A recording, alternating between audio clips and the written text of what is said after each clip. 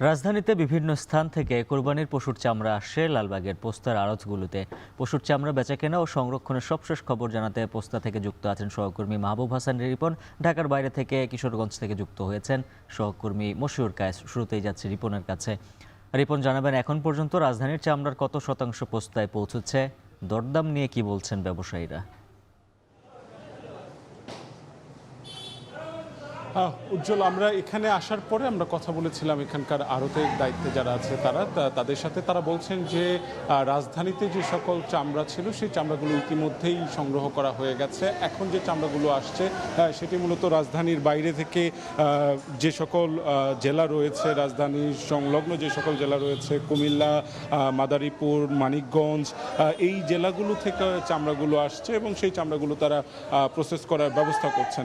এটি একটি, এবং আরেকটি হচ্ছে যে আমরা সকাল থেকেই বলছিলাম যে চামড়ার যে বাজার, সেই বাজারের যে কথাটি আমরা সবসময় বলছি যে গত বছরের চাইতে এই বছর চামড়ার দাম কিন্তু পড়তির দিকে আমরা আসলে দেখেছি।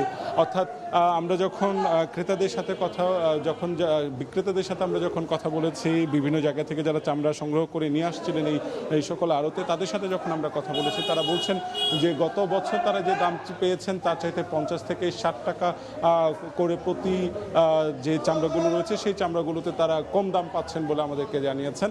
তবে এখানকার যারা সংশ্লিষ্ট রয়েছেন তারা বলছেন যে চামড়ার যে মান, সেই মান ভেদে তারা দাম দিচ্ছেন। তবে গত বছরের চাইতে এই বছর যে চামড়ার দাম প্রতি দিকে তারা সেটি নারাজ, কিন্তু মানতে নারাজ। আর আরেকটি বিষয় সেটি হচ্ছে যে সিটি কর্পোরেশন তারা বেশ কয়েকটি বাণিজ্য মন্ত্রণালয় থেকে সিটি কর্পোরেশনের প্রশাসকদেরকে নিয়ে বেশ কয়েকটি বৈঠক করেছেন। সেখানে ট্যানারির মালিকরা ছিলেন, তাদেরকে নিয়ে বৈঠক করা হয়েছিল এবং সেখানে 13 মে যে বৈঠকটি হয়েছিল সেই বৈঠকে বলা হয়েছিল যে প্রতি বর্গফুট লবণযুক্ত চামড়ার দাম নির্ধারণ করতে হবে 62 থেকে 67 টাকা পর্যন্ত থাকবে। তবে বাস্তবে কিন্তু আমরা সেই চিত্রটি এখানে এসে একদমই দেখছি না, বরং সেক্ষেত্রে আমরা দেখছি যে কোনো ক্ষেত্রে প্রতি বর্গফুট চামড়ার দাম 50 থেকে 55 টাকা এবং চামড়ার মানভেদে সেটা আরও কম হিসেবে আমরা আসলে দেখছি। এই ছিল আমার কাছে পোস্তা থেকে সবশেষ। উজ্জ্বল, মশিউর কায়েস রয়েছেন কিশোরগঞ্জে। কায়েস,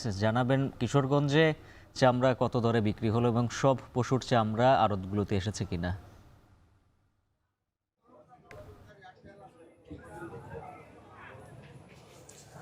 উজ্জ্বল, সেই দুপুর থেকে শুরু হয়েছে চামড়ার কেনা বেচা। এই মুহূর্তে কিন্তু প্রায় মধ্যরাত, এখনো পর্যন্ত কিন্তু জেলার বিভিন্ন জায়গা থেকে চামড়া আসছে। আমরা দেখতে পাচ্ছি যে মৌসুমি ব্যবসায়ী যারা রয়েছেন তারা কিন্তু আড়তগুলোতে নিয়ে আসছেন এবং তারা এখানে বিক্রি করছেন। পাশাপাশি বিভিন্ন মসজিদ, মাদ্রাসা সহ, এতিমখানা সহ যারা চামড়া সংগ্রহ করেছেন তারাও কিন্তু আসলে চামড়া এখনো পর্যন্ত নিয়ে আসছেন। এখানকার যারা চামড়া ব্যবসায়ী রয়েছেন তারা যে বিষয়টি বলছে যে এটা কিন্তু গভীর রাত পর্যন্ত এখানে কিন্তু কেনাবেচা চলবে, তারা এরকমটি কিন্তু জানিয়েছেন। এবং এখনো পর্যন্ত তারা যে বিষয়টি বলছে যে জেলার যে পরিমাণ আসলে পশু কুরবানি হয়েছে সে পরিমাণ চামড়া কিন্তু এখনো পর্যন্ত এসে পৌঁছয়নি।